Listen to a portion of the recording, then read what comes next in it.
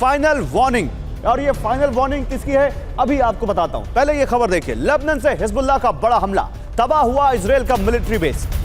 बिरनित military base पर Hezbollah का हमला, मिलिट्री बेस को भारी नुकसान का दावा किया गया है। ये देखिए, ये अभी अभी की खबर आ रही है, इजरायली मिलिट्री बेस पर हिजबुल्लाह ने बड़ा अटैक किया है और उसके बाद किस तरह से वहां तबाही मची है। ये बिरनित मिलिट्री बेस है जिस पर हिजबुल्लाह ने हमला किया है। इस मिलिट्री बेस को भारी नुकसान पहुंचा है। ये इजराइल का सैन्य अड्डा है, इजराइल की एक यहां पर मिलिट्री बेस जिसको तबाह कर दिया हिजबुल्लाह ने अपने हमले में। और हिजबुल्लाह का इजराइल पर बड़ा हमला, लेबनान बॉर्डर से दागी उसने बुरखान मिसाइल, इजराइल को भारी नुकसान का दावा किया गया है। हिजबुल्लाह की तरफ से यह दावा है। ये देखिए, बुरखान मिसाइल दागी है उसने, हिजबुल्लाह ने इजराइल के ऊपर।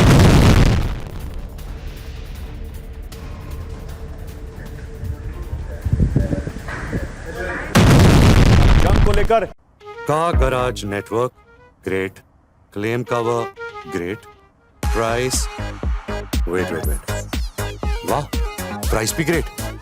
Tata AIG car insurance, trusted नाम, फैंटास्टिक नाम। हिजबुल्लाह की बड़ी तैयारी सामने आई है, वीडियो जारी करके कहा है हम आ रहे हैं। हिजबुल्लाह ने एक बार फिर से यहां पर इजराइल को बड़ी चेतावनी दी है। जंग को लेकर वीडियो जारी करके उसने कहा कि हम आ रहे हैं। इजराइल पर भीषण पलटवार के संकेत दिए हैं हिजबुल्लाह ने। वीडियो में हिजबुल्लाह ने अपनी ताकत दिखाई है।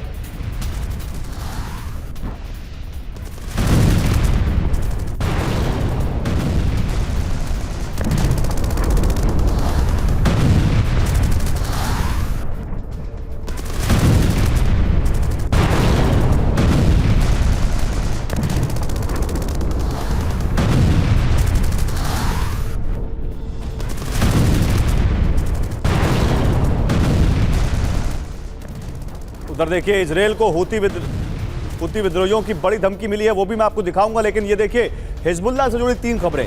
एक तरफ उसने बिरनित मिलिट्री बेस पर अटैक किया, नुकसान पहुंचाया, बुरखान मिसाइल से अटैक किया, और अब वीडियो जारी करके कह रहा है कि हम आ रहे हैं, अभी हमारा हमला रुका नहीं है। विपिन के पास जाएंगे। विपिन लेबनान बॉर्डर भी गए थे, लेबनान बॉर्डर भी गए थे और वहां जाकर उन्होंने आपके लिए रिपोर्ट किया था। विपिन, लेबनान बॉर्डर कितना एक्टिव हो चुका है? देखिए, आज की तारीख में लेबनान वो दूसरा सबसे बड़ा मोर्चा है गौरव, जो खुलने के लिए बेकरार है। और वहां से जिस तरह के भाषण और जिस तरह के अटैक्स हो रहे हैं, उससे ये जाहिर होता है कि लेबनान पूरी तरह से मूड में है कि अगर वॉर हुई तो देख लेंगे, आर पार की लड़ाई हम लड़ने को तैयार हैं। और इधर इस बीच उसका सबसे बड़ा आका, मिडिल ईस्ट का सबसे बड़ा आका ईरान, आप जानते हैं, हाइपरसोनिक मिसाइल फतह 2 को लॉन्च करके यह संदेश दे दिया है कि हम भी इस जंग के लिए पूरी तरह से तैयार हैं। तो इजराइल को चौतरफा घेरने की कोशिश हो रही है और उसमें लेबनान दूसरा जंग का एक बड़ा मोर्चा है, जहां से रह रहकर मिसाइलें दागी जा रही हैं, अटैक्स किए जा रहे हैं, प्रोवोकेशन किया जा रहा है। लेकिन इजराइल ने साफ कहा है कि हमें पता है कि हमारे दुश्मन कौन है, लेकिन दुश्मन को मारना कैसे है, उसका जगह और वक्त दोनों हम तय करेंगे। इसलिए हर हमले का जवाब तो दिया जाता है, लेकिन कंसंट्रेशन कंप्लीटली हमास के ऊपर है, गाजा पट्टी में है। ठीक है विपिन, मैं आपके पास आगे भी आऊंगा, लेकिन देखिए, हूती विद्रोहियों और ईरान का आप जिक्र कर रहे थे, अब वही खबर हम लेकर आ रहे हैं। इजराइल को हूती विद्रोहियों की बड़ी धमकी, इजरायली जहाजों पर हमले की धमकी दी है हूती विद्रोहियों ने। संगठन प्रमुख अब्दुल मलिक अल हूती ने कहा, रेड सी में सभी इजरायली जहाज उड़ा देंगे। यात्री जहाज पर भी हमले की धमकी दी है, जहाजों को तबाह करने का वीडियो जारी किया है यहां हूती विद्रोहियों ने। ऑलरेडी एक जहाज उन्होंने कब्जा भी कर लिया है।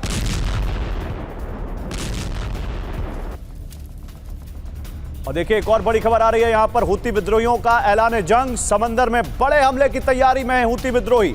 इजराइल पर हमले का बड़ा प्लान बनाया है हूती विद्रोहियों ने, वीडियो जारी करके IDF को धमकी दी है हूती विद्रोहियों ने। ट्रिपल H, पहले हमास, फिर हिजबुल्लाह और अब हूती, ये तीनों इजराइल के खिलाफ खड़े हो गए।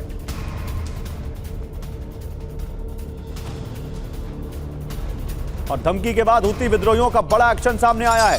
रेड सी से कार्गो शिप हाईजैक किया है हूती विद्रोहियों ने। हूती विद्रोहियों ने एक शिप जो कि भारत आ रहा था तुर्की से, उसका अपहरण कर लिया। क्रू मेंबर के साथ जहाज पर 25 लोग थे। IDF ने कहा जहाज इजराइल का नहीं है, इजराइल का कोई नागरिक भी जहाज पर नहीं है।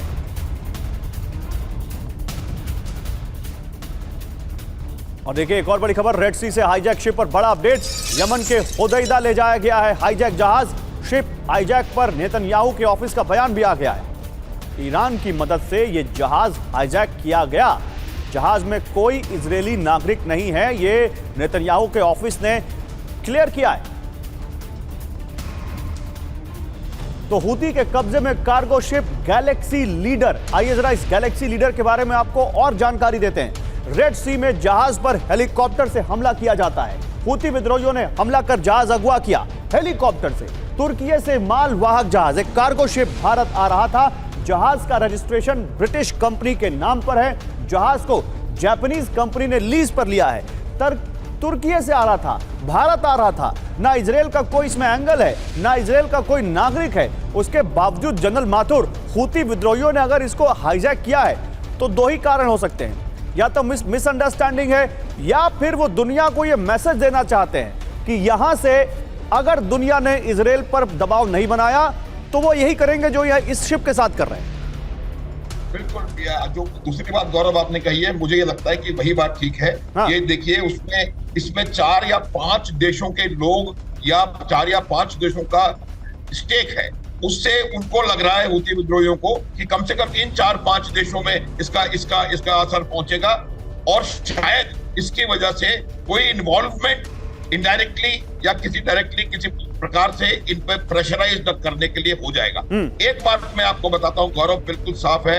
45 दिन से लगातार लोग कह रहे हैं, हूती हो चाहे हिजबुल्लाह हो या कोई भी हो, हम आ रहे हैं, हम ये कर देंगे, हम वो कर देंगे। अरे कहाँ आ रहे हैं? I don't see anyone, I don't see anyone sinking anything there in that place. कोई कुछ नहीं कर रहा है, ये सब लिप सर्विस है। और ये सब सारा का सारा, ये आज की तारीख में जितनी सफलता, आपने सवाल पूछा था ग्रुप कैप्टन ऑगस्टीन से, उसका जवाब मैं देना चाहता हूं। पड़ी थी बचपन में, असर हुआ। एक कहावत पड़ी थी बचपन में, एक कहावत पड़ी थी बचपन में, जो गरजते हैं वो बरसते नहीं। तो ये वही वाली कहावत यहाँ पर चरितार्थ हो रही है क्या? ग्रुप कैप्टन विनोद ऑगस्टीन उकसा रहे हैं। और ये मैं आता हूँ सर, एक व्यू और ले लेता हूँ मैं sir group captain Vinod Augustine का। ग्रुप कैप्टन विनोद ऑगस्टीन, आप कितना बड़ा चैलेंज मानते हैं? देखिए हमास से तो सीधी लड़ाई हो रही है, हिजबुल्लाह भी फायर कर ही रहा है, हमले कर ही रहा है।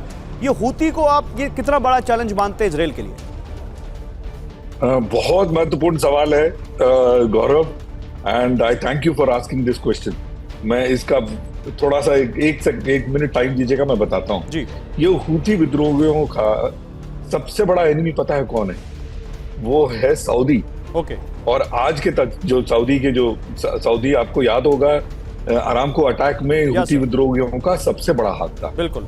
आज के तारीख में ऐसा नजर आ रहा है गौरव जी कि हूती विद्रोहियों और सऊदी के कुछ लोग या सऊदी के शासन, ये आपस में जुड़ने का एक मुहिम शुरू हो चुका है। वो अपने जो पुराने दुश्मनी जो हैं वो भूलने की कगार में है।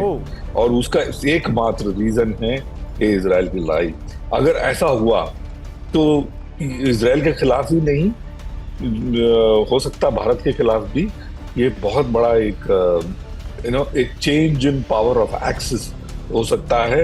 और इसके ऊपर सभी, हमारा ही नहीं, पूरे दुनिया का सब बहुत बारीकी से इसके ऊपर नजर है। और जहां तक मैं गैलेक्सी लीडर को मैं पीछे इसलिए लगाया हूं, ये बहुत ही एक